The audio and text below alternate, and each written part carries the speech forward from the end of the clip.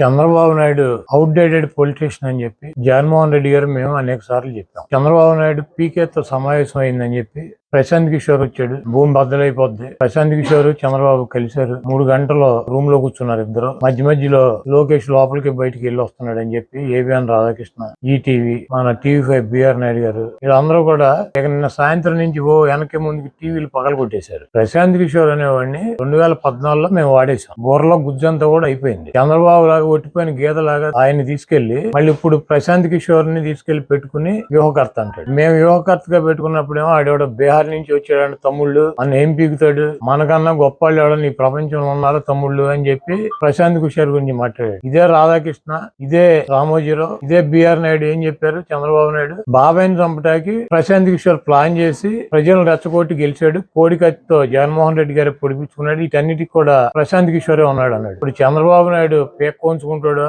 లేకపోతే లోకేష్ తండ్రిని చంపుతాడా ప్రశాంత్ కిషోర్ ఆధ్వర్యంలో? ఇవన్నీ కూడా వాళ్ళకే తెలవాలి. అయిపోయినప్పుడు 2019లో వాడేసి తీసుకొచ్చి ఇప్పుడు 2024లో వాడదాం అనుకుంటున్నాడు. ప్రశాంత్ కిషోర్ కి ఐపాక్ ఏం సంబంధం లేదు. ప్రశాంత్ కిషోర్ వెస్ట్ బెంగాల్ ఎలక్షన్ అయినాక నేను వ్యూహకర్తగా ఉండట్లేదు, నేను తప్పున్నాను, నేను రాజకీయ పార్టీ పెట్టానని చెప్పి బీహార్ లో రాజకీయ పార్టీ పెట్టి పాదయాత్ర చేసి ఈ రోజు ప్రశాంత్ కిషోర్ మమతా బెనర్జీ మాట్లాడమంటే చంద్రబాబుని ఇండియా కూటమిలో చేరమని చెప్పి అడగటానికి చర్చలు జరపడానికి వచ్చారు. చంద్రబాబు నాయుడు ఒక పక్కన పవన్ కళ్యాణ్ ని పెట్టి ఒక పీకేని పెట్టి బీజేపీతో చర్చలు జరుపుతున్నాడు. ఇంకో పీకేని పెట్టి అటు ఇండియా కూటమి మమతా బెనర్జీ కాంగ్రెస్ తో చర్చలు జరుపుతున్నాడు. చంద్రబాబు నాయుడు 2 కళ్ళ సిద్ధాంతం. ఎవడు అధికారంలోకి వస్తాడు చంద్రబాబుకి అర్థం కావట్లేదు. కేంద్రంలో బీజేపీ వస్తుందా కాంగ్రెస్ వస్తుందా ఎవడొస్తాడు అన్నది కన్ఫ్యూజన్ లో ఉన్నాడు. అటు వీళ్ళు కావచ్చు వాళ్ళు కావచ్చు వీళ్ళు పీకేలను పెట్టుకున్నాడు. ఒక పీకేనేమో బీజేపీతో మాట్లాడుతూ ఉంటాడు, ఇంకో పీకేనేమో కాంగ్రెస్ ఇండియా కూటమితో మాట్లాడుతూ ఉంటాడు. ఇవన్నీ కూడా ప్రజలు గమనిస్తున్నారు. చంద్రబాబు నాయుడు ఏ పీకేని పెట్టుకున్నా జగన్మోహన్ రెడ్డి ఇంటికి కూడా పీకేది ఏమి ఉండదు.